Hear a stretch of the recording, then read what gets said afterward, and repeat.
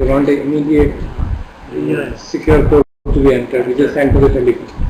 So at least India में वो बहुत अच्छा है. SBI ने कुछ किया. इतना ही नहीं, अभी मैंने कुछ दिन पहले कुछ क्रेडिट कार्ड यूज किया तो मुझे तुरंत बैंक से फोन आया कि आपने ये स्वाइप किया है क्या अभी? The amount is more. इससे हमेशा आता है आफ्टर लिमिट. HDFC में आया. HDFC में हमेशा आता है. I have seen cases where I was standing on the counter, he swiped the card. Swiped and I get a phone. Before I could sign the slip, Yeah. the call on my phone. Yes. Because the only meaning it is at that time. Yes. Yes. If you sign and you go, the person goes away from the counter, and there is no point in calling. And I was very surprised. मेरा नया card था वो. मैंने swipe किया और phone आया. मैंने कहा यार ये तो बैठे हुए हैं देखते हुए. इसमें SBI पे हुआ है. हाँ वो also yes. वो तो और भी अच्छा है. SMS में तो अलग है क्योंकि आप तो देंगे नहीं तब वो नहीं तो क्रेडिट कार्ड था तो यहाँ पर वो है ही नहीं सिस्टम. ऑनलाइन होता है. कोड मांगने लगे credit card. What is funny is कि उसी क्रेडिट कार्ड को अगर आप किसी यूएस के साइट पे इस्तेमाल करेंगे तो वो कुछ नहीं मांगता. क्या? बिल्कुल. मैं डेबिट कार्ड अपना कोरिया में यूज करता था. कुछ नहीं. तो protection is all against Indian hackers. मैंने साइन कर दिया वो. और कई बैंकों में बोला एक्सेप्ट नहीं. कई जगह पर किसी शॉप्स पे फिर उनका इंटरनेशनल कनेक्शन. मैं गॉट इन ट्रबल कि मेरे बैंक से पैसे निकल गए. फाइनली दे यूएस में तो क्रेडिट कार्ड के लिए वो साइन भी नहीं करवाते हैं. You swipe and just walk. हाँ मेरे ख्याल से एक अमाउंट की लिमिट तक है. बड़ा अमाउंट होता है तो all is well. All is well. All is not lost. No.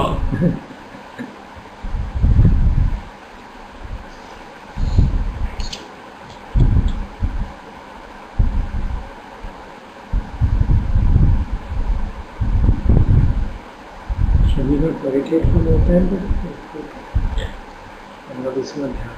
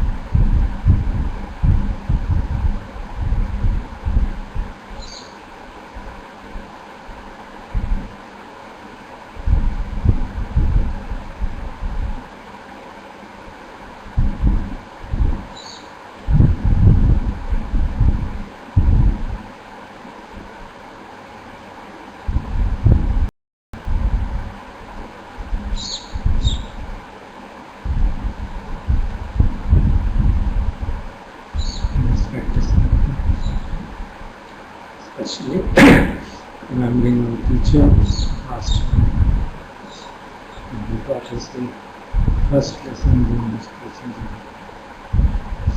And we're going to switch. Let us practice.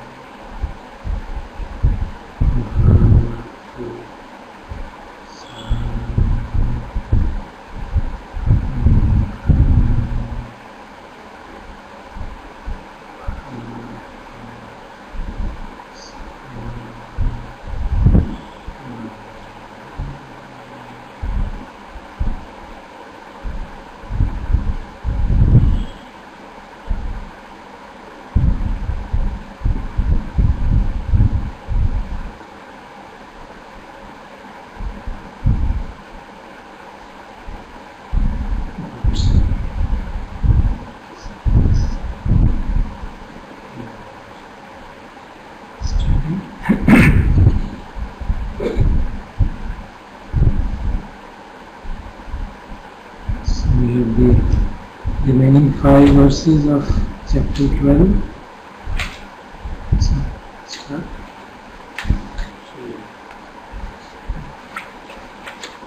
So this is a saving paper. So I just stopped taking this because I thought we are all saving paper. So get started. Friday evening में याद आ जाता है Friday. ठीक है।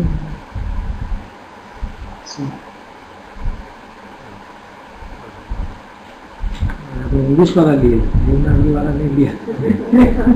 You find that simpler to read, जैसा अशंका दुस्सीलयम्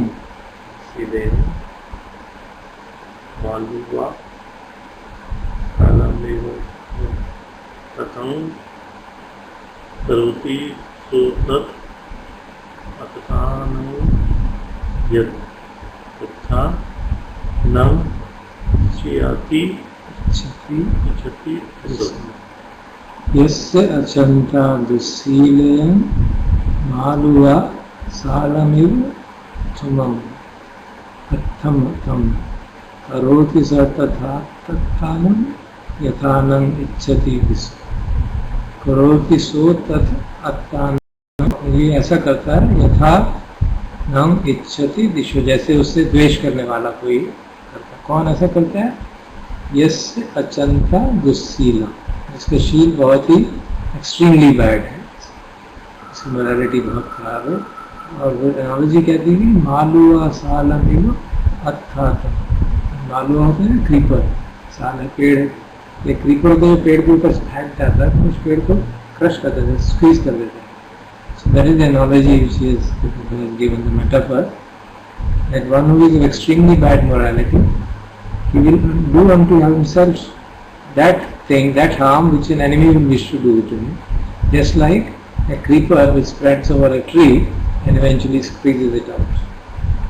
So that is the metaphor and the advice. The reference is story is to Devadatta. First two verses are referred to Devadatta. Heard about him. He tried to all possible means to harm the Buddha, first draining the principle, Ajatashatru's confidence, and then instigating him to kill his father, and then making sure that he is under his control, and trying to kill the Buddha. He never succeeds, and then the monks report the matter to Buddha. He tells them that he is a man without morality, that he is in the past also he has been trying to kill him in his past life. And the story is about it. In reference to that, this verse is spoken. सुकराणि असाधूनि अत्तनो अहितानि च यं वे हितंत साधुं च तं वे परम दुःखरम्। सुकराणि में आसान है करना, किसको आसान है करना? असाधुनि, अच्छे नहीं, अत्तानो अहितानि च, जो अपने अहित के लिए, ऐसे काम करने में आसान है।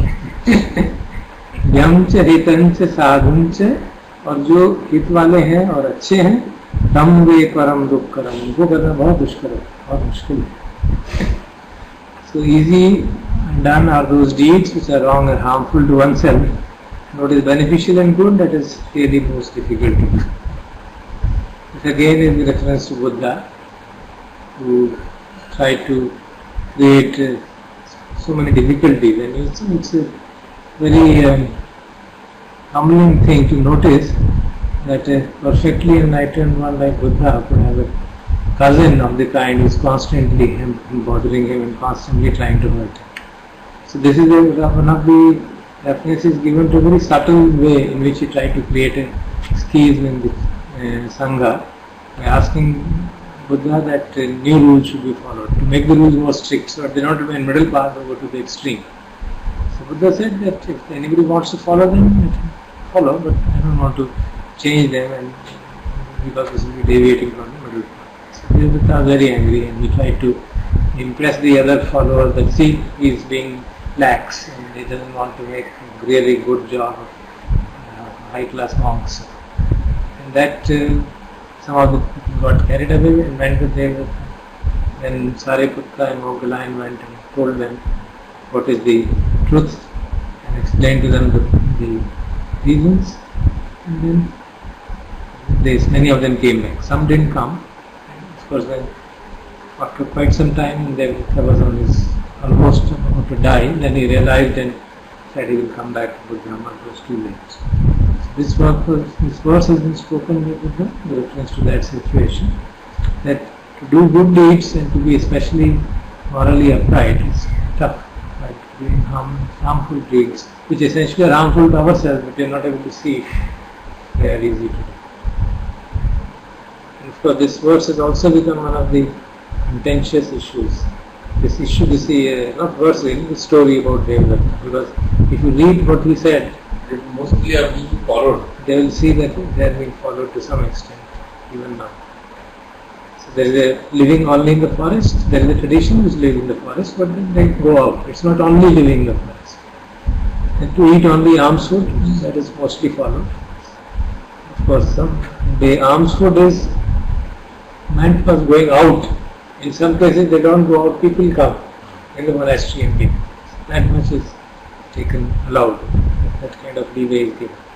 To wear only robes they make themselves from discarded pieces of cloth found on rubbish heaps. If nothing is available, it's done, but not insisted on. To sleep under trees, again, it's not insisted on. They make kutis and sleep here. And of course, when those who go to the forest, they do that. They make a mosquito net and hang it on the tree and sleep. As a part of that forest tradition in Thailand. Not to eat any meat. This is something which is not followed. Some people are following it to a much larger extent after especially in the Mahayana tradition. But in the Theravada tradition, they say whatever is given, we don't make any differentiation between as per the original. This has become one of the kind of very strong points in India, become one of the points which are exploited to defame the Buddhist Sangha, that they are non-vegetarians.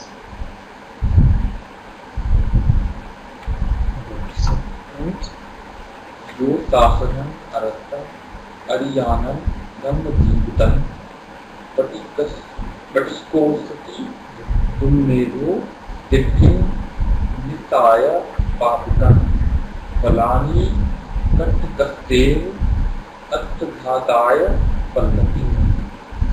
जो शासनम, जो शासन को, अरहतम, अरहंतों को, हरियाणाम धम्म विजयम, जो ऐसे Nobel once हैं, वो जो लिविंग धम्म के हिसाब से जो जीवन जी रहे, धम्म जीवनम, उनको पटिकोसति, उनको बुरा भला कहता है, ब्लेम करता है, मजाक उड़ाता है। ऐसा दुर्मेध, ऐसा दुर्मेध पुरुष दिट्ठिम निस्साय पापिकम, ऐसी गलत गलत व्यू को शरण लेते हुए, निस्साय उसकी शरण जाते हुए, वो पापी और पाप कर्मी करता है। इस तरह से फलानी कत्थक सेव अर्थघात आय फल, जैसे कि एक बैम्बू के ट्री का जब फल आता है तो ट्री को खत्म कर देता है। So the same way he is trying to do these things for his own destruction. That is the analogy which is given, which all people living in forest know very well. The person who follows the teachings of the Arhant, the noble ones who are living righteously, that fool is actually relying on wrong beliefs, the Timnipnisai Papi. And all this happens for his own destruction, just as a bamboo produces food, just for its own destruction. So there is a story about a woman who was a disciple of a monk, and the monk, she wanted to go to monastery to listen to Buddha, and the monk said, no. The reason was that she was afraid, if वहाँ जाएगी तो फिर मेरी बातें सुन. You see the kind of mentality which people can have. So one day she went. So we realized that now we should tell Buddha not to teach her anything deep because she is very stupid.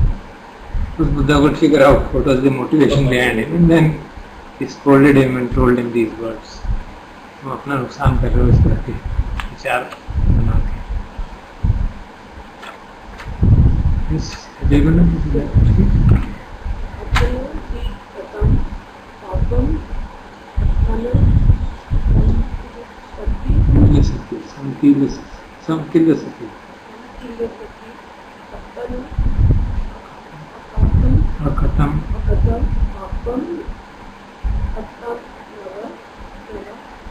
Tanav, where there is ba, that is a or e. So it is Tanav. विसुज्यति शोधन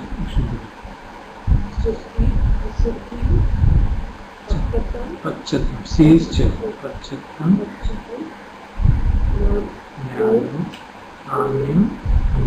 विशोधे अत्तना हि कथं पापम अत्तना संकिल्यसति अत्तना कथं पापम अत्तनाव विसुज्यति शुद्धि अशुद्धि पच्चतम नान्यो अन्यानम विशोधे शुद्धि अशुद्धि पच्चतम शुद्धि शुद्धि हमारी अपनी it is all dependent on one self कोई दूसरा अन्यो अन्यम विशोधे कोई दूसरा एक दूसरे को शुद्ध नहीं कर सकता तो इसलिए बात अत्तना ही कथं पापम जो काम पाप मैंने किया है अत्तना संकिल्य से उससे मैं ही इम्प्योर होऊंगा मैं ही परेशान हूँ अत्तना अकथं पापम और जो गलत काम मैंने नहीं किया है अत्तनाव विसुज्यति वो मुझे ही शुद्ध है it is all self development nobody else can do anything for you that is the message given the evil which is done by oneself one will become impure and the evil then one will become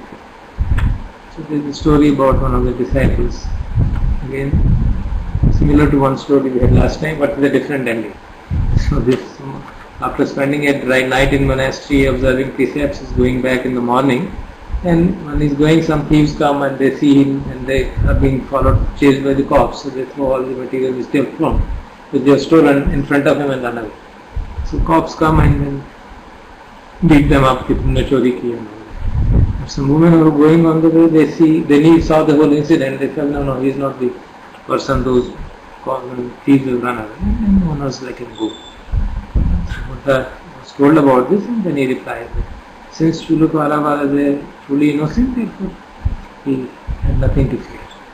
He is wrong done. So the fifth one, let me read. Attadatham parathena bahunapi nahapaye attadatha avinyaya saddatho pasutesi. Attadatham अर्थम अपना अर्थ परमत से परत थे दूसरे का अर्थ also sometimes misunderstood bhunapi nahape means you should not neglect your own welfare your own spiritual welfare you should not neglect in favor of somebody else's spiritual welfare even if it is a great spiritual welfare of theirs so advice is don't neglect your own spiritual welfare spiritual work in help in order to help others become spiritually better. This is controversial. Yes, that's what I'm saying. So then let's explain. What is it then? Attha abhinyaya. Having fully understood your own spiritual welfare, sada attha pasutosya. That one will pursue and so attain. So he's talking about the need for being self-reliant and improving oneself. And only after improving oneself, one should do work. That is the implicit message. Of course, this sounds very selfish, and these are some of such statements which you take out of the context, have been used to denounce Theravada tradition. वे लोग selfish हैं, अपने बारे में सोचते हैं, किसी और को सोचते नहीं. So the advice given is that if you neglect your own spiritual welfare, you will not be able to do anything for the others. There is a very important discourse associated with this, similar, not exactly this. So that is not given the story here. I remember weirdly. There is a story of this young boy who is an apprentice of a big nut. Nut होते हैं ना, आपने आजकल तो देखे ही नहीं होंगे. पहले आते थे बहुत घरों में यहाँ पे. एक वो लंबी सी बैम्बू का पोल होता है उसके ऊपर और एक छोटा बच्चा होगा उसके साथ वो पोल पर फट ऊपर चढ़ जाएगा. And this person will keep it here and then here, and move around. And that young boy standing up the pole will keep his balance and then make sure that they produce a kind of a show. Mini circus kind of a moving circus. तो इस तरह के नट आते थे. वही इसी तरह का एक डिस्कोर्स है. एक नट होता है तो जो टीचर होता है जो ये पोल रखता है उससे उसको कहता है ऊपर चढ़ के जब चढ़ जाएगा देखना मेरा काम ठीक हो रहा है ना. Take care of me and I'll from here take care of you. So शिष्य कहते हैं मैं ऐसे नहीं काम करूँगा. I'll take care of me, you take care of you. Otherwise, हम दोनों ही गिर जाएंगे. So Buddha points out that young boy is a wise person. And then if he takes care of him, he takes care of himself, then they will be certainly able to do. Otherwise, they will be hurt. So he points out that if a person is not, he thinks that I am doing great service and defiles his mind in the whole process, the service also will get defiled. So it's a very subtle thing which needs to be grasped. So when could you think that now I am ready for doing that, or you can do it, we have read that suttas earlier, you remember? One of the ways of friendship is whatever you have studied, you share it with others. That also is there. That also is given. He says for lay disciples, he is not talking of monks, even for lay disciples. So as part of friendship, if you do it, that's completely fine, because that helps each other. But if you leave aside your work and go to others, then that will be. It's like many of the people who become trustees, they don't meditate, but they are trying to help others. There has been when I used to be part of this area teacher here, I used to always point out to our trustees, Venkaji also repeatedly used to point out, even to ATC, ऐसा तो नहीं तुम course के ऊपर course लेने में चल गया और अपना ध्यान छोड़ दिया तुमने. That is the point. Actually then eventually आपकी माइंड स्टेट खराब हो जाएगी तो फिर आपकी सर्विस अपने आप. That's why so many problems have happened in centers. Trustees are not in a position to see this. That is the story. And here this reference is given to a monk when Buddha was about to die. And he had announced he passed away. And then one monk sat alight and said, "No, Dhani karo." While others were surrounding him and crying and waving and doing all. लोगों ने कहा तो बहुत selfish है, जब बैठो ना आपकी vision care about you is not worried about your passing away. And Buddha says this person, he is much better than most of you. He is doing what he ought to do. That is the message of this. So this also and that two verses, I mean background stories of those verses have been a source of lot of confusion. आप इसको wooden दरवाजा बंद कर दो, वहाँ पर शोर. So over to you, Rajesh.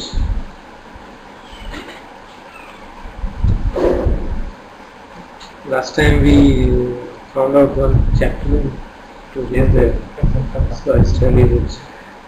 I have not taken notes from Any? Yes, sir. Yeah, after this, I think it's the last one. I could not complete the rest of them. Achha, we can bring only up to this emptiness. Yeah, if you are empty, then there is nothing left.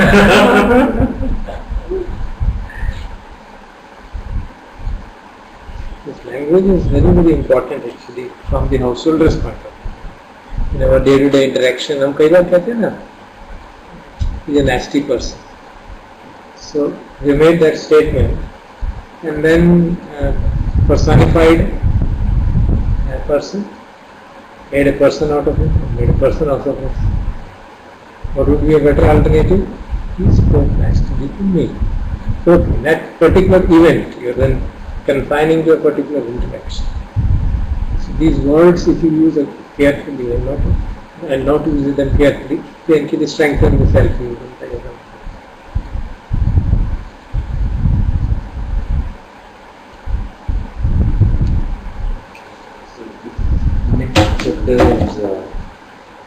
Action from emptiness. How is spelling of it?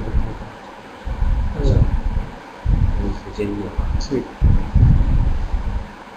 So, I think this is a statement from. The people are there. Sunday hours. Let's see if Yes, he is able to see it. I think this is a very nice statement. Do you have the patience to wait till your mind settles and water is clear? Can you remain unmoving till the right action arises by itself? That's the whole point that he was trying to make after discussing the right effort on how the effort coming from the sense of self that I am acting versus the effort where the right action arises by itself. I think Dao Che summarized that nicely.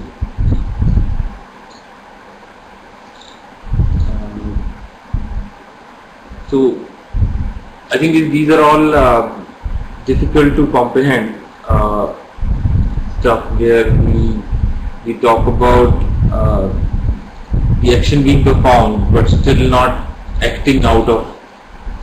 Doership more than Right. basically means question of doership. Yes, without the doership. Spontaneous.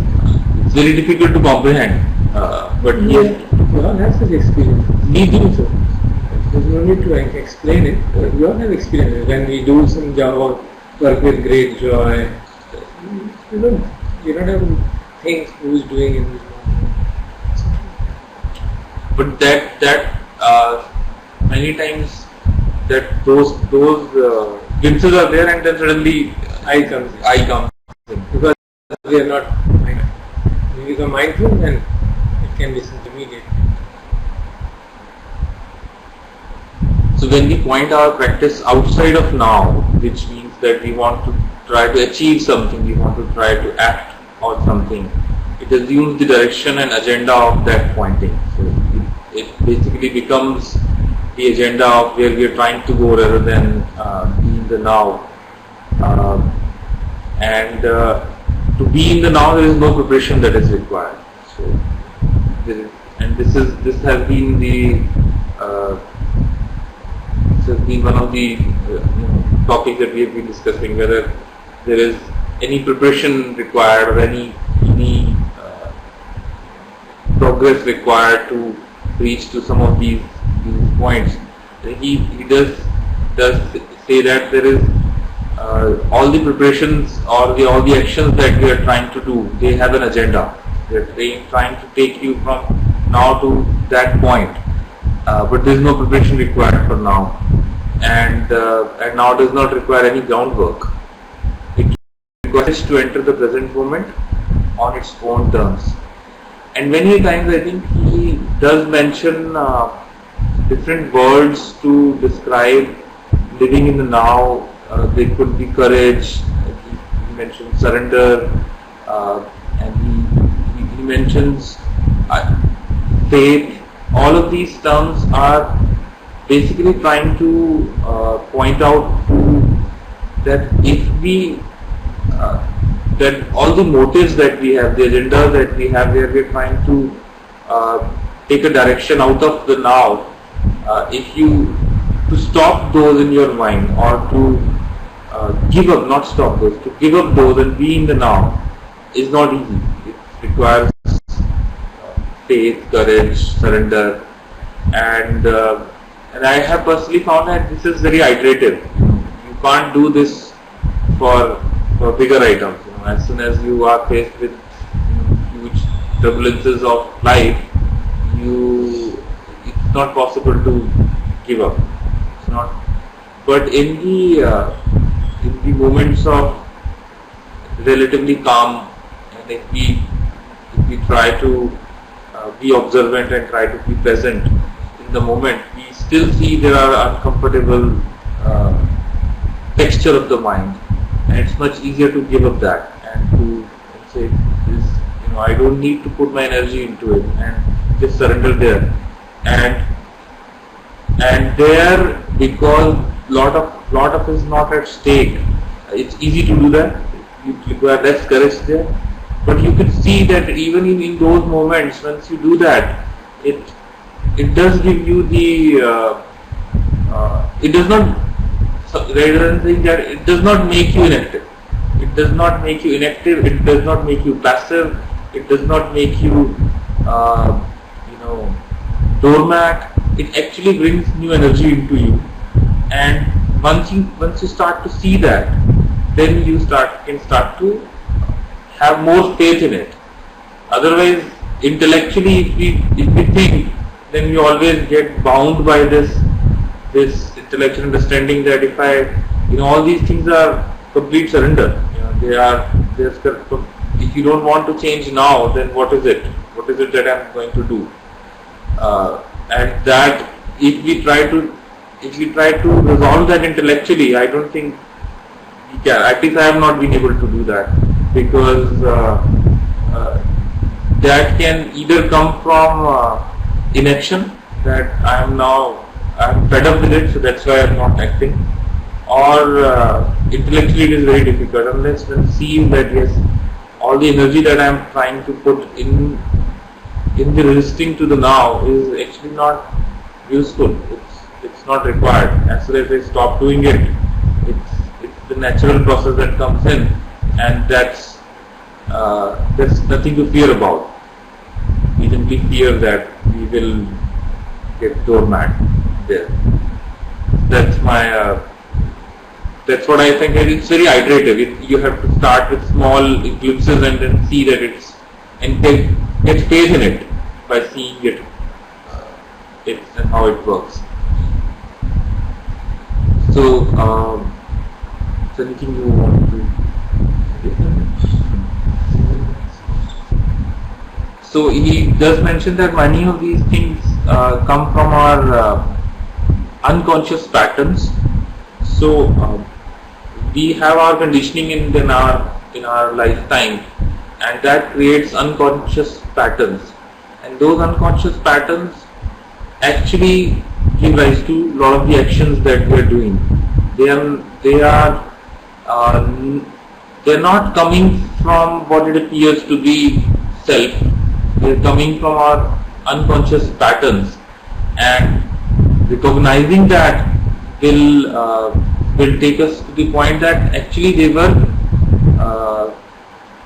conditioning behaviors that I have accumulated, and there is no need for me to act from that conditioning behaviors. If I just drop my urge to resist or urge to act on those patterns, things are still gonna be fine. Fighting these tendencies only strengthen the assumptions embedded within them. This is like saying that if you recognize some tendencies, but you go and fight them. You say, I'm going to change them. I'm going to improve them, and to some extent, having some discipline and not going the other slippery slope where we don't act out in an act of morality is fine, but trying to put a lot of energies in fighting our tendencies only strengthens their assumptions, which is the assumptions of the self there. That you have these tendencies which are you, and you are trying to improve that self. Big catch in it. Call this statement. If one is able to recognize that these are unconscious patterns and not act upon them, it's a huge thing. This statement demands a tremendous mental structure, mental strength, and firstly demands the ability to see that this is an unconscious pattern. Then do that. Unless you have had a training, unconscious pattern के बारे में पता नहीं चलता. And then to be able to see through it and drop it, कि इसमें मैं act नहीं करूँगा. Act नहीं करना ही तो मुझसे बड़ी दिक्कत है. Yeah. That is what is meaning of act do.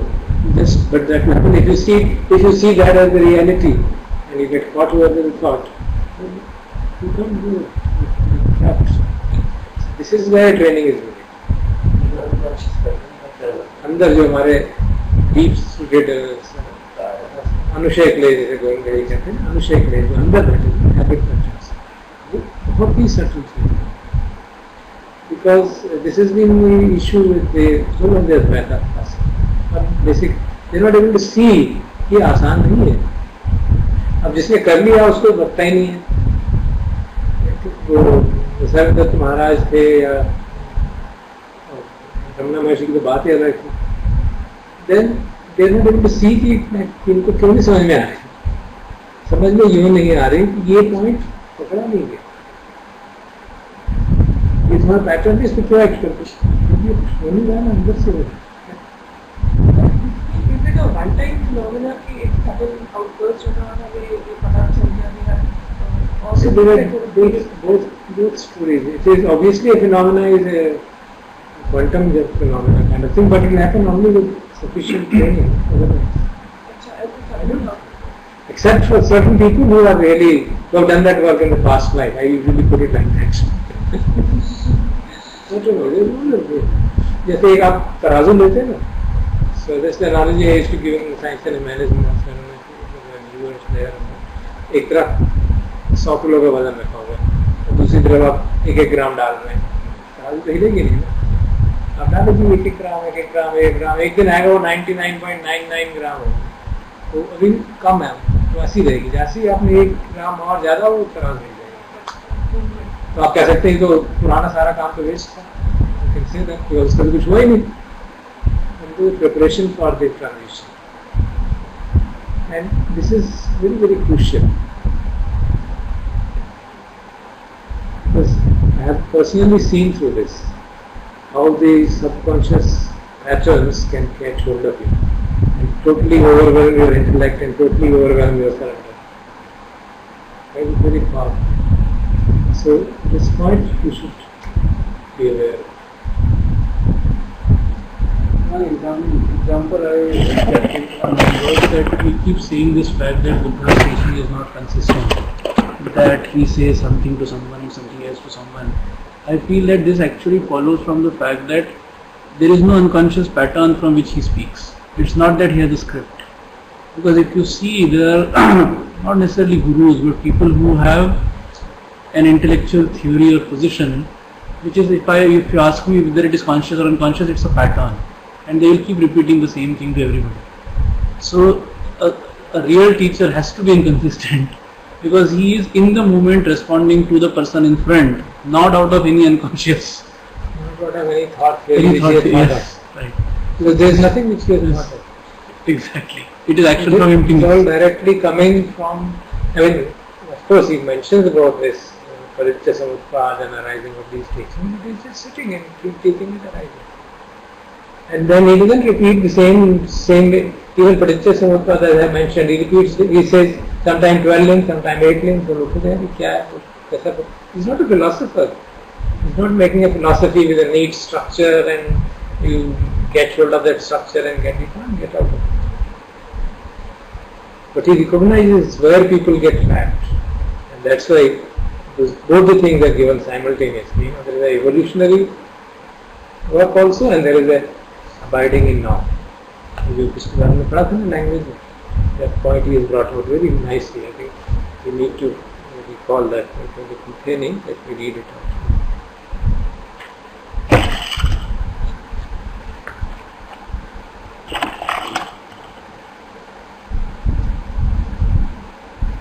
We are fortunate that the Buddha speaks both the language of evolution and the language of now fluently.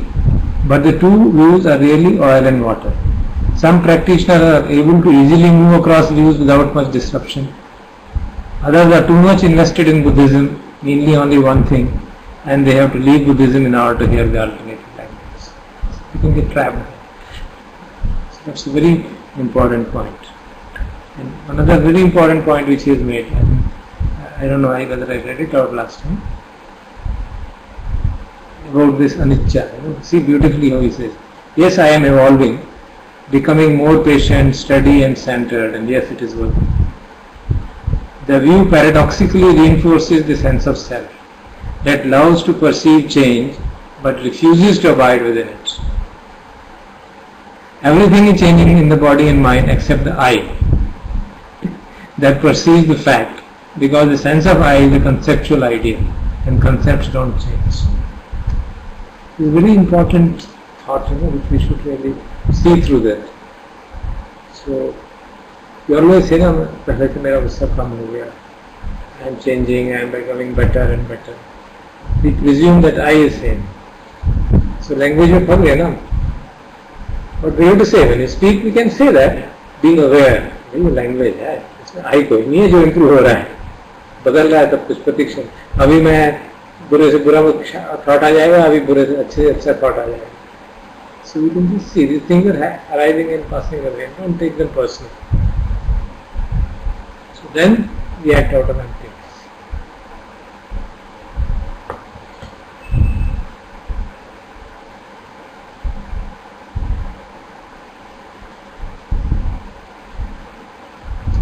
So he, I think, mentions again the same points that arguing with what is currently is pointless. It is not a resignation or feeling overwhelmed by the situation. It is simple and total realignment to the heart of the reality. And it's the thoughts, the mind that is thinking in concepts, in language, that holds an alternative to what is, or where it wants to be. Surrender is collapsing of the alternatives into reality. This is the now. And he says to surrender, you pause, drop all resistance, and allow the mind to be held within awareness rather than thought. And then the action from emptiness comes in, where your energy that you are investing in the concept of I, or the action coming from that concept of I, once that energy is subsided, then the right action will come out of it. I just want to see that what I observe is that as a society also, like there is action from emptiness or of an individual, a society can also act from in that sense, collectively. So this first sentence which says arguing with what is pointless, which means that we have to accept whatever the truth of as an individual and also society. So I find in recent times when there have been things which are outrageous, the rapes happening or the corruption happening, it's outrageous things happening. So there are two reactions. One is to sort of justify it in some way, or getting outraged and saying law banao, kuch karo, outbursts, whatever. Both of these are कुछ नहीं हो सकता. हाँ, कुछ नहीं हो सकता. Resignation also. System ही रहा है. Right. देश छोड़ के चले जाए. हाँ. अगर जा सकते तो जा. Right. So whichever reactions are coming, somehow seems they are not coming after accepting reality. They are coming just listen and react. Right. What is happening? But that is part of accept. If you sort of, because we are not ready to accept that this is the truth. We are like that. We are not ready. Once that complete acceptance will start to come in, I feel the solution that will emerge after that will be a much more, thoughtful or be a more compassionate. Because at the moment we put it as you and me kind of situation. You are corrupt, I am not.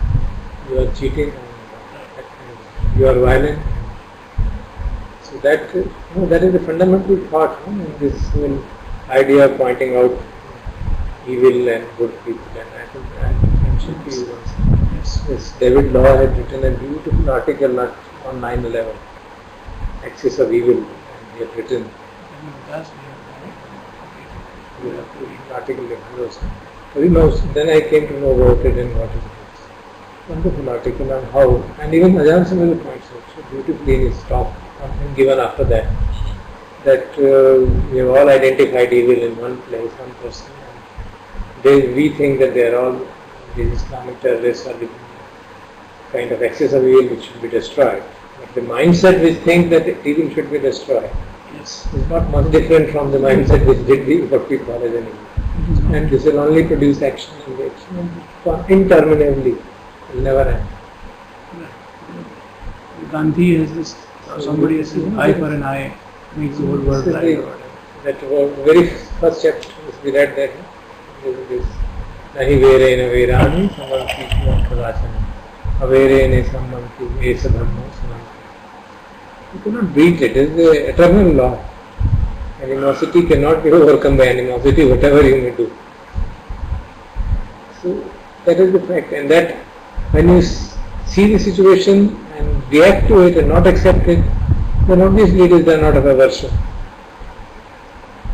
or out of temptation. These are the two things, aversion or temptation. Temptation leads to cruelty against women and all kinds of things. Aversion leads to corruption. or a temptation can lead to corruption, aversion can lead to corruption, aversion can lead to destruction, and all that you see in the name of various ideologies that we have. Basically, it's sticking to an ideology. Which is again not, it is unconscious pattern. Yeah, you're not able to see that unconscious pattern as unconscious pattern. And if you try to show them, they'll kill you. That's the whole thing. When you might have seen about this Kenya में जो भी हुआ, they're asking people इसका नाम बताओ, नहीं बताओ, गोरीमा. Can you imagine? Mohammad के माँ का क्या नाम था, नहीं मालूम. So you're filtering people on such. I mean, it shows the complete breakdown of the understanding. So we talk about recognizing that there is no self here and it's all a conditioning and sort of conditioned phenomena. How can we say that to somebody who is, let's say, a rapist?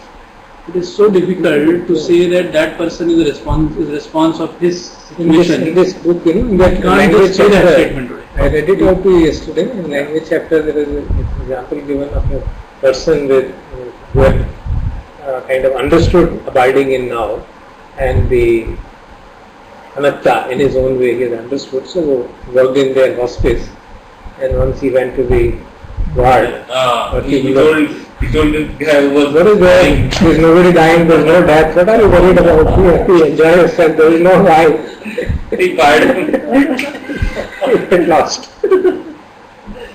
In the world he is speaking truth.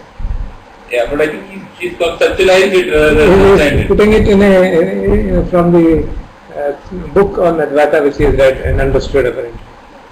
So you can see the difference. That is a real problem. Now if you see surrender, it is a very powerful word, and in fact bhakti is also surrender. I don't know whether you are aware, the literal meaning of the word Islam is to surrender. Now, what is to what we are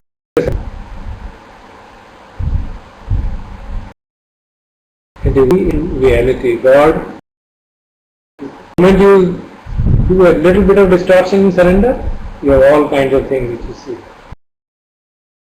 Surrender to is better than the word you are saying. You said surrender to my idea of breaking the idols, and if you don't surrender to breaking idol, I will break. So you can see how misconceptions can arise. They are both. Bhakti, I think, is a very natural form of surrender. Yeah. It's done rightly. That is the big. Everywhere there is this caveat, अभी भक्ति क्या होती है? But most of us do agenda ना. मैं बीमार हूँ, मेरा बेटा पास हो जाए, स्कूल में बच्चे एग्जाम की जाने से पहले मैंने देखा पेपरों के ऊपर ओम लिख देंगे, कुछ कर देंगे. हाँ. ये मैंने कहीं नहीं देखा, ये तुमसे पता. क्या हो रहा है?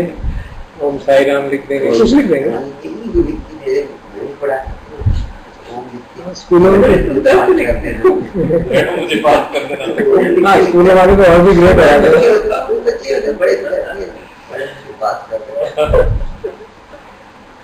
So you can see the lack of, basically it shows understanding is primary. Yes, sir. I think Wise view is primary. we were discussing this other day when I came back from city that I found that surrender is very powerful if done rightly. Though there are near enemies everywhere. So near enemies are in bhakti, near enemies are in Vedanta, there is in Buddhist philosophy. Meditation. In pure meditation also we see there are enemies everywhere.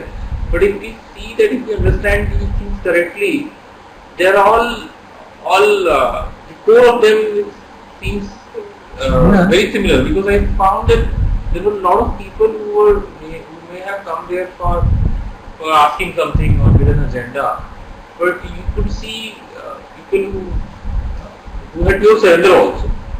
See, the issue is it's very difficult to find out. Yes, but One should be able to find out from oneself. Right. If otherwise for others it's not possible.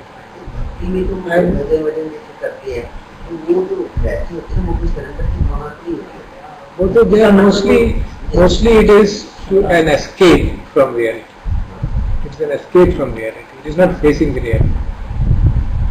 most of the time. Actually, because we started in that mode. But we kept the wise view, whatever wise we thought at that time, and that's how we could transcend it slowly, and transcend it. When you sing a bhajan, you are very upset at home, so that kirtan mein chalega.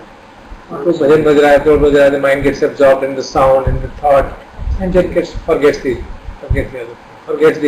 problem which is there in my mind of the office or my home or my child or whatever. It's basically, in fact, this basic thing that I will ask for something that should happen to me, like give me this to God, is also escape from reality. Because you are saying that I will not accept my situation. And there are people who, in the Bhakti tradition of India, people said, जैसे राम ने रखा है वैसे रखना. Is a very different kind of bhakti than saying मुझे ये दे दो, मुझे वो दे दो. See, there is a pai है चाहे विधि राखे राम, चाहे विधि रहे. That is a, if you follow it totally, it means living in the present. Exactly. But one, what does one do? It is a part of that particular. आँख बंद करके पढ़. हम इसको पढ़े जा रहे हैं.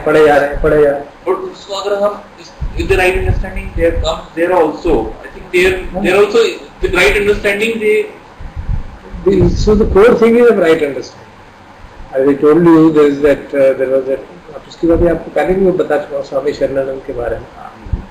He was a devotee. He was a tremendously powerful intellect and understanding and tremendously powerful service, compassion, knowledge, and the devotion. All three were integrated in absolutely unique manner. So you could see his devotion and you could see his compassion working simultaneously and his knowledge working simultaneously.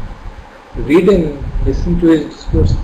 अब 15-20 minute में you will be overwhelmed कि उसने कहा हिंदी में बोलते हैं शुद्ध simple Hindi में कोई डिफिकल्ट वर्ड नहीं यूज करेंगे. But the words are so powerful, you know, will force you to think. Obviously, there's no doubt. 5 साल की उम्र में अंधे हो गए हो. जस्ट बाय सरेंडर किसी ने कह दिया कि मैं कि वो रो रहे हैं बच्चा कि मैं क्या करूँगा, मैं तो बिल्कुल 5-8 साल की उम्र में ये स्टडी अप टू क्लास 2 और समथिंग ना हो गया, ना मैं पढ़ पाऊंगा ना लिख पाऊंगा, मेरा क्या होगा. तो कोई साधु आए वहाँ पे, उन्होंने कहा तो मंदिर में रो रहा था. पढ़ने की क्या जरूरत है, डोंट वरी, भगवान कृष्ण के ख्याल रखें, सरेंडर करें. ठीक है, सरेंडर करो. मतलब ही स्टॉप बॉदरिंग अबाउट एनीथिंग. चल रहे हैं, वो कहाँ जा रहा है, कृष्ण को देख के पानी में डूब गया, इसमें डूब गया. Total childness, as a child like surrender. Then one day when he grows up, he told कि एक दिन मुझे लगा तो ठीक है सरेंडर बोल नहीं समझ तो कुछ आ ही नहीं रही.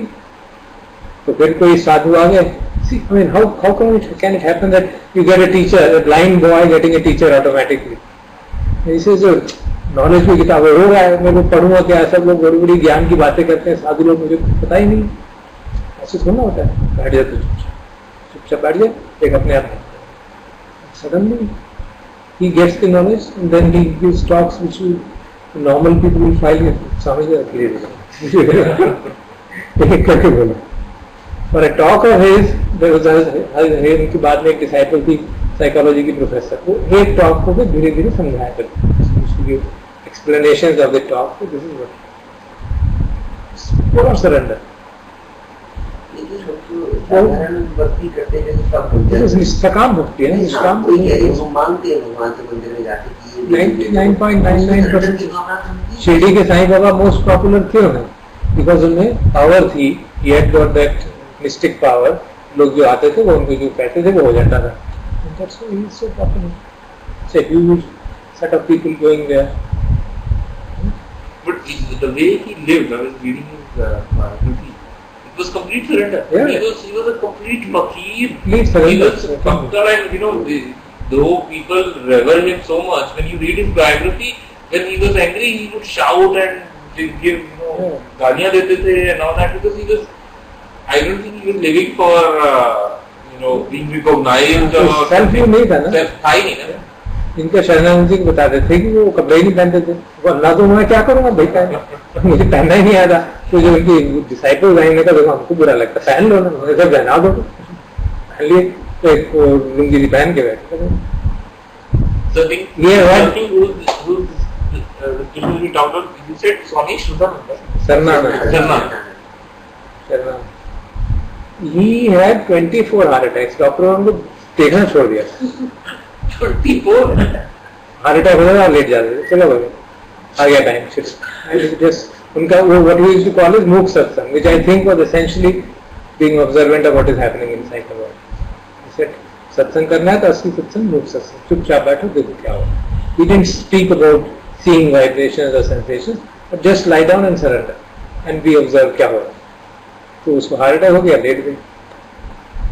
पढ़े डॉक्टर का 3 हो गया, आप तो बचोगे नहीं, तो नहीं बचे, क्योंकि क्या कौन फर्क पड़ रहा है। 24 heart attacks carrying on and on, so doctor started stop, क्या फायदा जाने का, you never know whether it will through और not. So the power of surrender is very great, but provided it is not as an escape, Right. it is genuine. So to be able to see it is genuine surrender would be if we are seen through all our subconscious patterns and seen through them, or they have been sort of burnt out by some conflagration like these people have had. Whether it is, if you read the life of Ramana Maharshi or you read even Sarnanand, Swami Sarnanand, they have gone through conflagration, or even Eckhart Tolle, have gone through tremendous suffering and come out of it, transformed. Suffering as if suffering has burnt everything. So in that sense, suffering for these people never meant a kind of a path to end suffering. It was automatic. Usually It was automatic. It was automatic. You see, about Ramana Maharshi, it is said he, at 16 years or some 18, 17 years of age, he was, he had that thought that what happens when we die? Lie down and thought he is dying. And then he could see that he could apparently see himself lying down, his body lying down. He said, oh, I am different from the body. That thought kept on reverberating in his mind. So studies खराब हो गई. So उनके elder brother कह रहे थे तुम पढ़ते लिखते कुछ नहीं हो. One day he got so fed up. He took some पैसा enough to go to the Arunachal mountain and said मैं जा. He left a note going on. And he stayed in that mountain and just contemplating. He had no teacher. Just contemplating कि मतलब क्या है? Who am I? If I am not the body, who am I? And if you read the life, he got so deeply absorbed that maggots starting eating into his leg. And he didn't know it. So what more suffering can one experience? And so after many months, when some 4-5 monks were passing, sannyasis were passing that side, they found from that cave, उसमें caves हैं, बहुत बुरी smell आ रही है. उन्होंने कहा देखें क्या है? Flesh की cotton flesh. They went inside, saw this boy lying in absolute still and maggots eating his body. अरे ये तो कोई भान वाले संत होगा, हम लोग तो ऐसे ही हैं यार. चलो इसकी सेवा कर दो. So they sat down, cleaned his wounds and removed the maggots and dressed him up slowly and slowly, and with their touch he regained consciousness. And then he was still I think 19 years old or something like that. Very young. And then they realized that he had got totally transformed. His that thought, who am I, had been answered in that long period of, through the, you can say through the sensations he experienced and didn't really take them personally. One could say that, but we don't know. But it was complete surrender. And surrender to the question. I want to understand, I think. And almost similar thing you see in the life of Eckhart Tolle. What did he say? He was suffering so much that he wanted to commit suicide. And then the thought arose to him, I don't want to live with myself, such a self, idiotic, such a mind of mine which is so turning. And then suddenly this thought occurs, who is this saying, I don't want to live with this mind? Oh, there is something else, is it? Mind is something and there is something else. So this single thought triggered an avalanche in him. This is for days. He was totally transformed by that very whole body got dissolved and all kind of things he mentioned. You can't put it in words, but he says, I couldn't see the world in a totally different way. So sudden mutation is that it cannot happen without the past sankharas carried out from the past life, unless you believe in sudden mutation. Now it's up to us. There are people who don't believe in birth, rebirth, so they can't really figure out क्या होगा. किसी के साथ हो जाता है, किसी के साथ नहीं होता. So it is seen as a divine blessing or whatever you know, that some select people are getting. You can say that, but the Buddha would put it, if you study the teachings, it's a practice he has been doing for eons and eons and eons. And then it culminates in a practice and mission. So Buddha is also surrendering actually. If you see eventually, but keeping this intact. That is the key. Keeping his objective clear and very wise view remaining all the time. Practice करनी पड़ेगी. So for most of us, this practice is needed. Because this can lead to one action. एक तरफ false abiding in now or false abiding in evolution. Both the things can lead to evolution में तो और कोई रहता है ना एक वो गोल है, एक एम है, एक टारगेट है. सिर्फ ही हाँ कुछ हुआ. So that keeps on sustaining. Now में तो टारगेट ही नहीं. ऐसे कुछ भी नहीं करना. That is the. तो उसमें इसलिए पढ़ा था ना उसकी बात. दलाई लामा से किसी ने पूछा कि you talk so much of emptiness in the Mahayana, you don't discuss it normally. Compassion is better, safer. Compassion is safer. Because if you take emptiness in a shallow manner, you will become totally good for nothing. You can justify every evil can be justified. मैंने थोड़ा ना किया. You were talking about this Swami Shivanand जो बचपन में आत्मा में चली गई थी. इंडिया में मुझे लगता है कि there are so many people like that. जैसे मैंने एक phrase सुना था प्रज्ञा चक्षु. उन सब लोगों को प्रज्ञा चक्षु कहा जाता है. It seems there are many people who are without eyes who can really see. जो संत दिखा रही है हमारी, उसमें कई संत रहे हैं. सूरदास. एक मैं महाराष्ट्र में विदर्भ में कोई गुलाबराव महाराज, मैं नहीं ज़्यादा जानता, पर मैंने यही सुना था कि वो बोलते रहते थे लोग लिख के किताबें छापते थे तो उनको दिखता नहीं.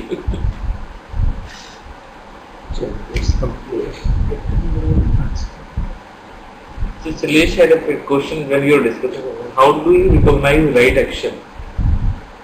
So I think we were discussing sometimes then.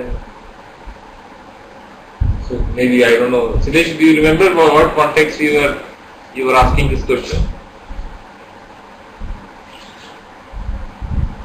No, it was that from emptiness right action will emerge naturally. That was probably that's what you had said. No? On that basis, probably. From emptiness means from absence of self. If there is absence of self, then the pure intelligence will operate, pure consciousness will operate, then actions will be naturally be right. That is the assumption, of course. That self, if our view is clouded by self-view, then actions can be clouded by view. If they are not, then actions will be right. So that is a general perception. Let me put on the action which is coming from emptiness. Spontaneous. Yeah, I think that answers the question. Embodied action is spontaneous and rising out of the present moment. Creative movement of body and mind in unison. Mind is not divided against itself, nor is body separated from action. So that is the answer to this question. Is not thought driven, but is thought informed. So I think that is very interesting because I think I found that when one stops or surrenders, it's not that the mind stops working. You suddenly come to realize that this is the right thing to do. Let's do it, rather than thinking through and trying to think about what is right to do and then trying to achieve that and then analyzing all the things. Many times it's thought informed that you come to know what is right, what needs to be done at this moment. and you do it, and then if you try to attribute how did you come to know, you don't get any answers. You feel like, yeah, I felt like it's the right thing, and you have not thought into it that चलो सोच के देखते हैं क्या करना चाहिए. Then thought occurs, their arising is known, but they are not driving action.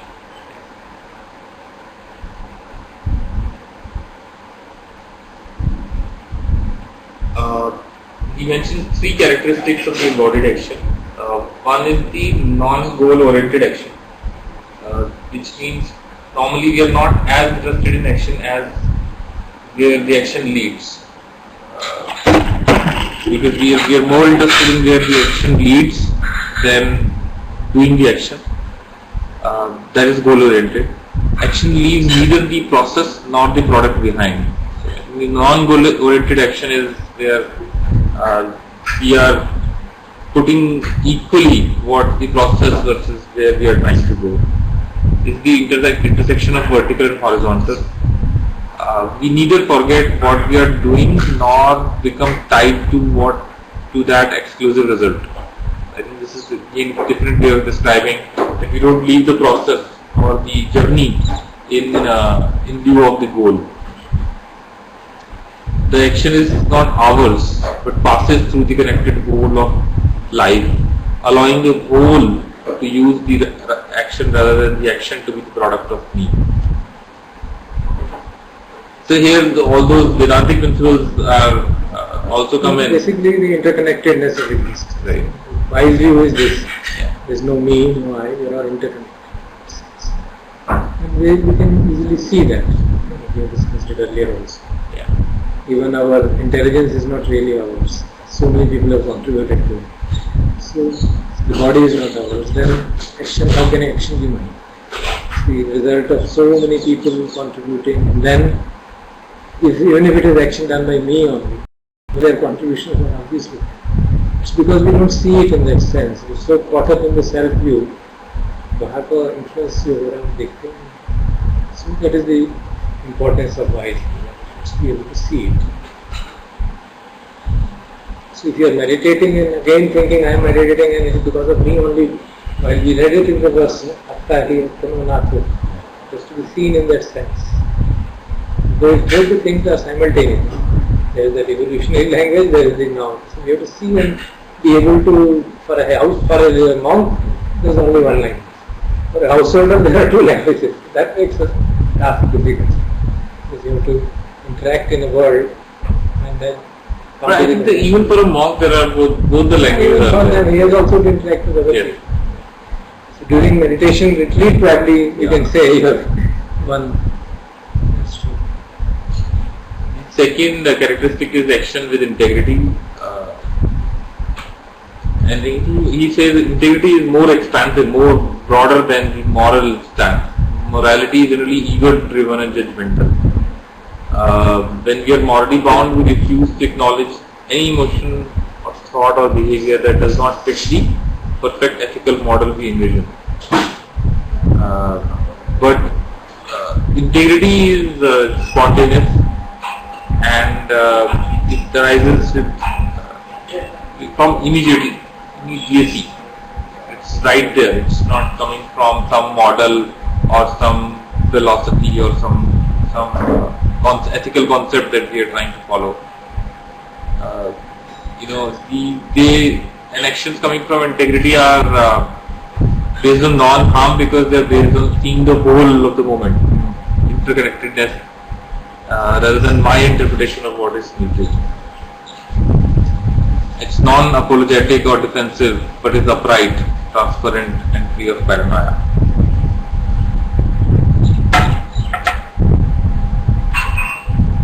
And the third characteristic is the action. Lot of times appear to be countering the old patterns because most of the time we are working through our conditioning and patterns.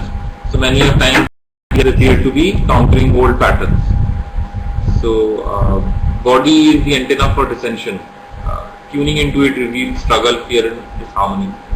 And I think this I found this very essential and true, that body gives us these signals. That is where this observing body is so important. The cells of the body are to learn a new way of being. They being with a new action in response to an old way of thinking.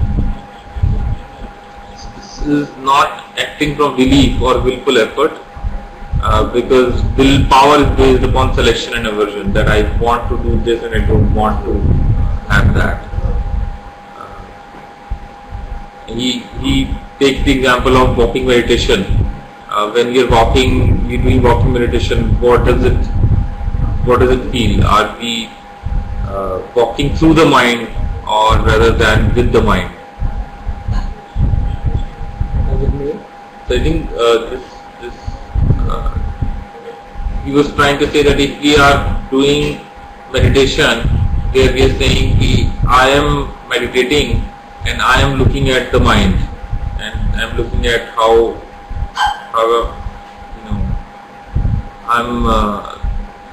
I'm being one person. I am the one who's observing the mind and looking at the mind. The other is that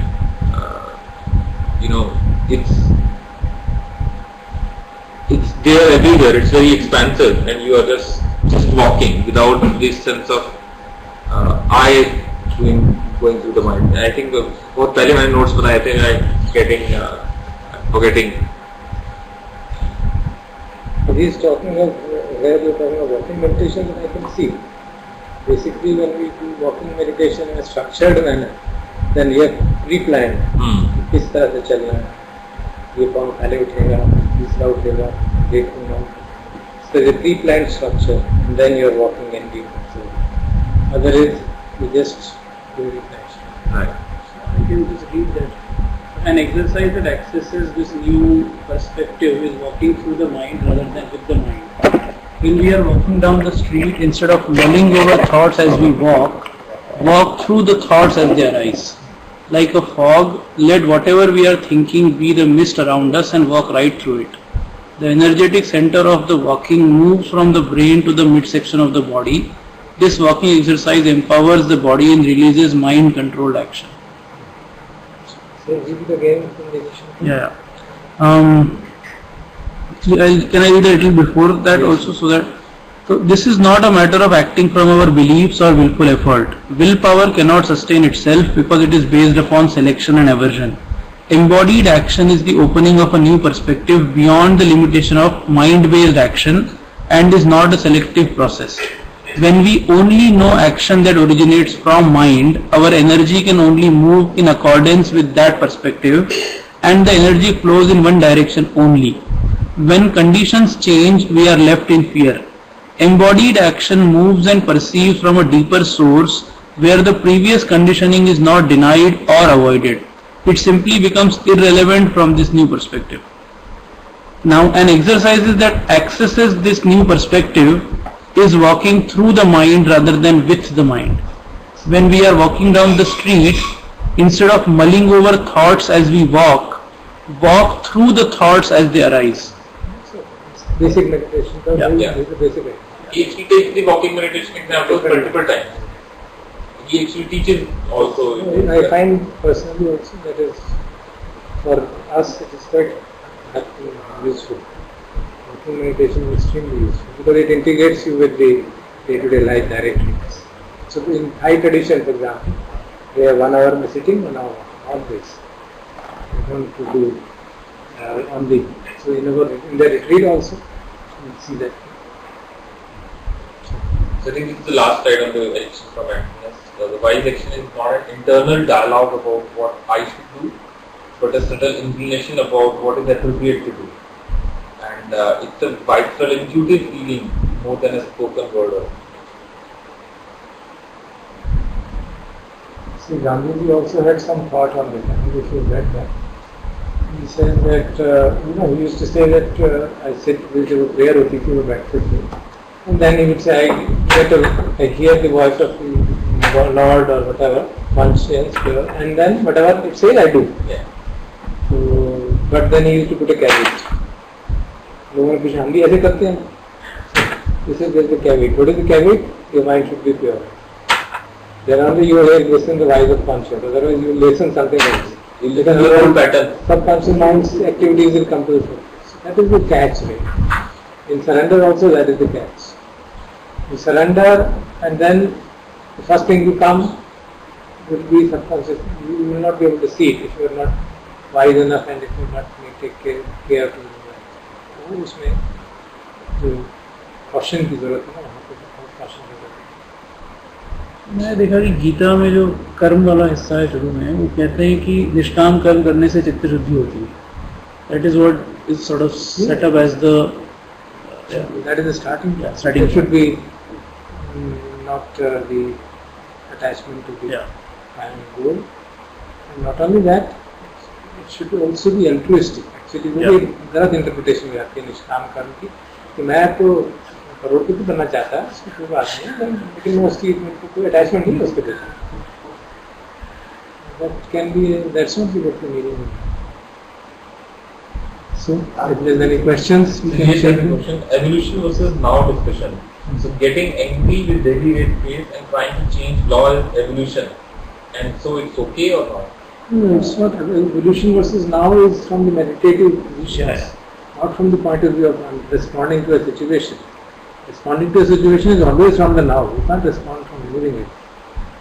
Situation is now. There is corruption all around. What do you do?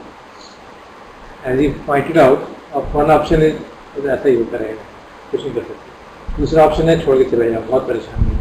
तीसरा option है गोली उठा लो, सबको एक करके मार लो. That is also an option. So now we have to see what is the option coming from.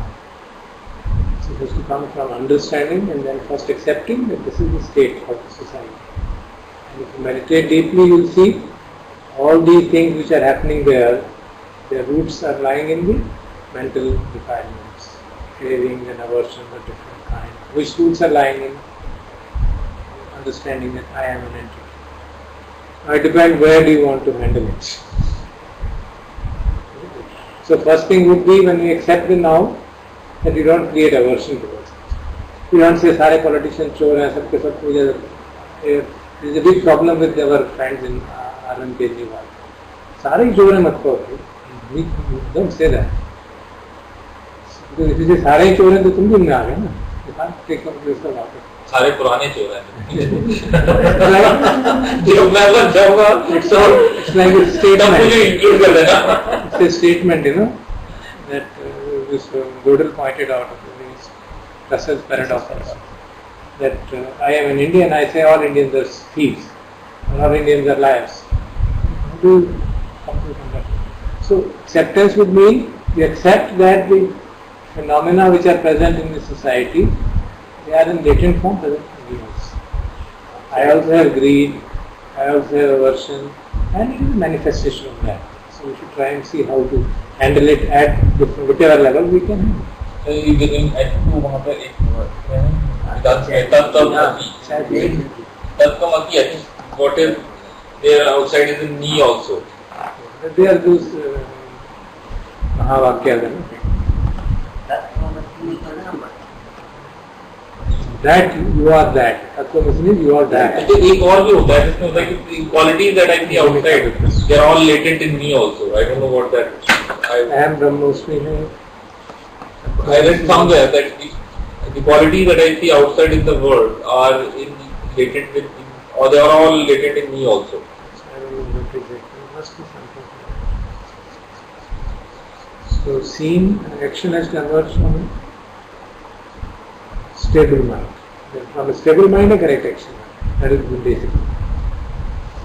And it need not be the same action for everybody. Yeah. That's another mistake we tend to think.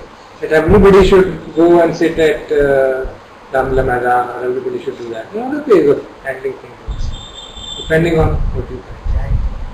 Whatever are the right action, you can collaborate to them, you can help them. And is that okay? Let's see. Any further? लेता हूँ sir, ले लूँगा.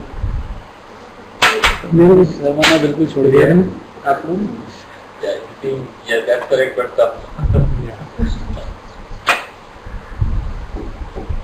So that's why it's sad, you know. I think I have been mentioning it to you earlier also.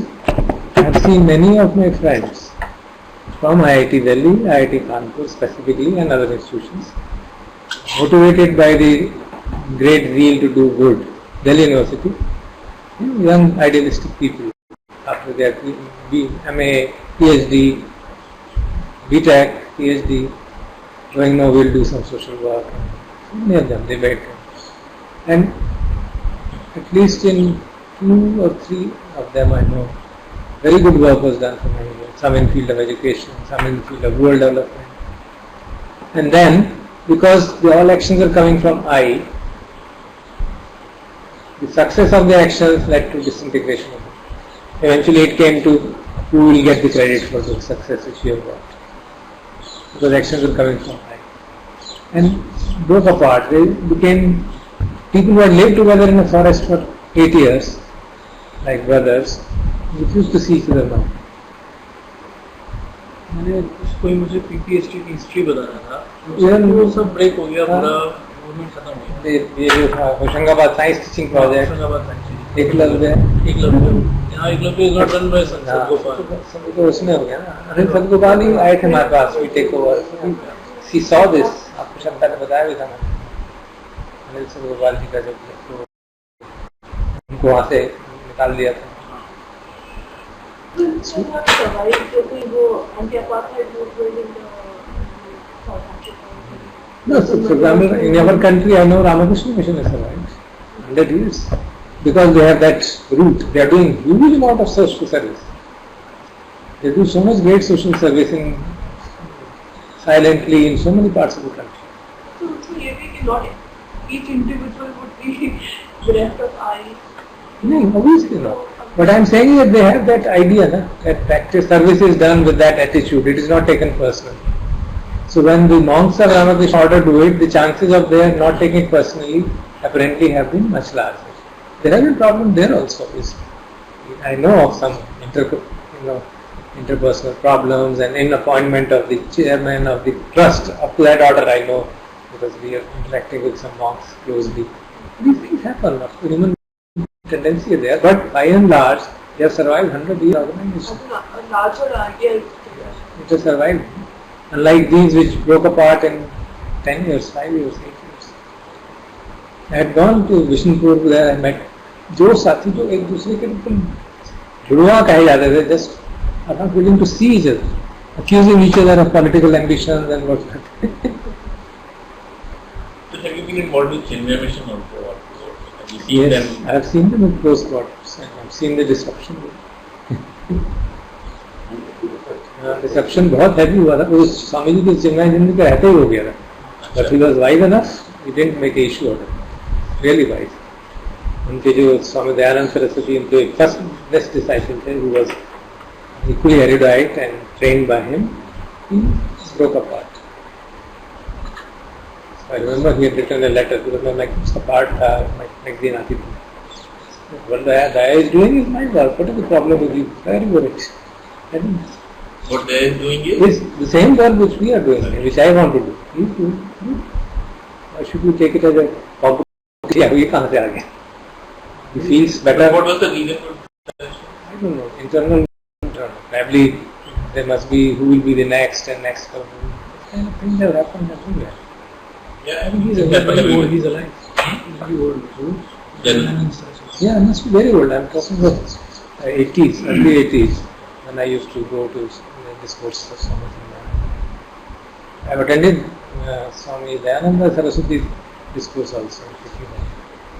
He speaks very erudite, very academically sort of, you know. And he is, the point which I liked about him was stressing on experience. तो ये आप लोगों ने खाया नहीं? I remember he's talking in one of his discourses, you know, he did overcome his inhibitions and his dislike for certain things. जैसे बताते मुझे करेला बिल्कुल पसंद नहीं था खाने में. एक बार मैं घर गए, उन्होंने कहा करेला खिला दिया. मैंने चुपचाप, उन्होंने पूछा कैसा लगा, ठीक था, उन्होंने समझा कि इनको पसंद है। ऑल द 5 days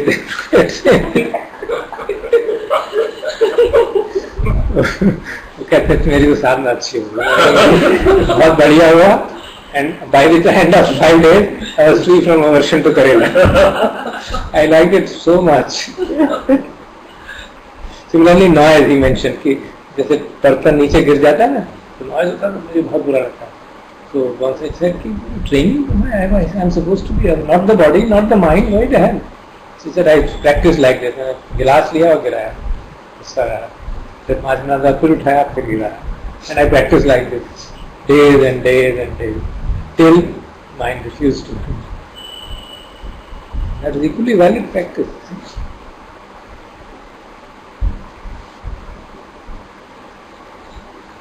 ये भी जो आजकल ये जो पास्ट होते हैं उनका भी एम तो शायद यही था। तो कुछ नहीं है ना, और क्वेश्चंस हो ये भी जो पास्ट होते हैं उनका एम तो शायद यही था, फास्टिंग रीजंस होते हैं। हाँ, बेसिक आइडिया तो वही था, लेकिन अब fasting has become feasting, at least हमारे यहाँ तो ऐसा ही होता है।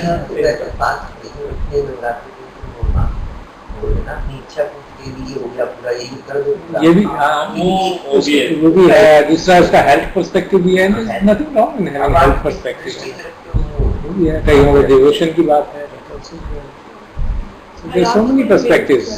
I asked my mate वो कल काम करती थी, तो usually मेरी मदद स्नैप विद टी या डिस्ट्रीब्यूशन पर, लेकिन मैं तो नवरात्र रखती हूँ, तो मैं कॉम्बिनेशन, तो I questioned her a bit, तो I wanted to know कि I mean how she feels about it. Ultimately ये हुआ कि इतना चक्कर आता है, फिर दर्द होता है, काम भी करना होता है, काम तो करना ही पड़ता है, मगर क्या कर सकती हूँ, करना पड़ता है, लाइक यू नो एक एक्सपेक्टेशन है, कभी नॉलेज और कुछ ऐसे करते हैं। हाँ, See, those compulsions were good in a society where there was freedom. Abhi continuously when you are supposed to do fast, it means जैसे उपोषद होता है, Buddha also introduced the concept of uposad. Uposad was there that every weekend, one day, so he had identified 4 weekends carry कुछ भी कह लो, because they are seen from the moon, you know, उनका moon के calendar, अमावस्या, पूर्णिमा, शुक्ल पक्ष की अष्टमी और कृष्ण पक्ष की अष्टमी. So these 4 days were identified as days for householders. They should go to monastery, work on 8 शील. 8 शील रखना क्या मतलब हुआ?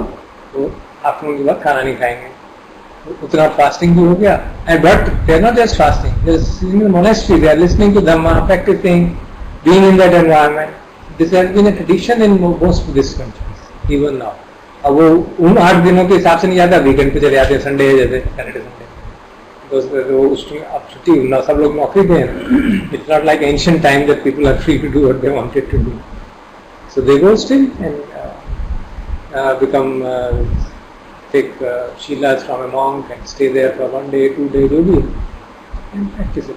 So then there is partial fasting and partial, but the whole day meditation. So then it serves the purpose of obviously the whole concept of fasting.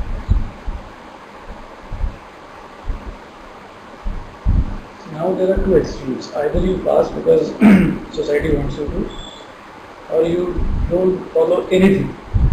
Because you want to the other end. It's very scary actually. There are 2 more extremes right now. Because you want to prove that you don't believe in all those things. But that is also under the same pressure. Same pressure. There is no difference. Because I find that, for example, and it is coming, it was more in the US, now it is in India also, that you have to look a certain way, you have to wear a certain kind of clothes, because it is under the same societal pressure under which you fast. Even though we put them in both completely different categories. Yeah, the starting point is the same. It is that you want to conform to something. Yeah, I definitely find that. If you go to US, especially in all those official environments, you have to be, maybe we are culturally different, that's why you have to be very, very, always conscious about being conformative with them.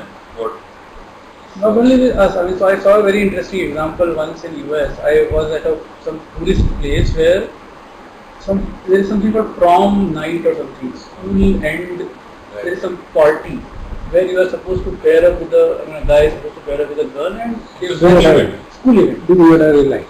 Yes, do whatever you like, I don't know, but they wear a sort of a, there is a tuxedo the guy wears and the girl wears a white dress and there's a party. So I think after that event, all of those sort of kids were at a place and I could see that there are sort of couples talking to each other at a big gathering. And I saw there were people who were the traditionally good looking guy with a good looking girl is one combination. And then there are people who don't want to be part of this. You could clearly see from their body language, from their faces that they don't want to be. But since you have to do that, there was a certain awkwardness in people who were sort of doing it because They didn't have a choice. yes, they didn't have a choice. Now this is also sort of an oppression which we are not yet recognizing. We will recognize in some time. Don't force it. Coercive, yes. Everything comes from America, India. They come in due course. So one word in typical social sciences use this word. In IIT, of course, in your time only, when Session Gulati became the dean of students, he introduced this concept of socials. Yes, yes. And many of us, the old guys, protested so heavily. तुम्हारे time पे हुआ था ना? तो क्या था कि boys hostel में गर्ल्स जाएंगे, गर्ल्स हॉस्टल में बॉयज जाएंगे. It created such a furor in the. अभी भी होता है क्या? नहीं, बाद में बंद हो गया. Because there was obvious problems. Obvious problems. Obvious problems with that. But those times were, But no, because he had freshly come from America. But I could see this. I could completely see myself there because क्या होता था socials में they used to have official party going till late in the night. It starts at 7, have dinner and goes till late in the night. और warden बीच में आते थे, start करते थे और वो सब करके वो चले जाते थे उसके बाद. उसकी हिम्मत नहीं है. And the Panda used to be, क्योंकि IIT में तो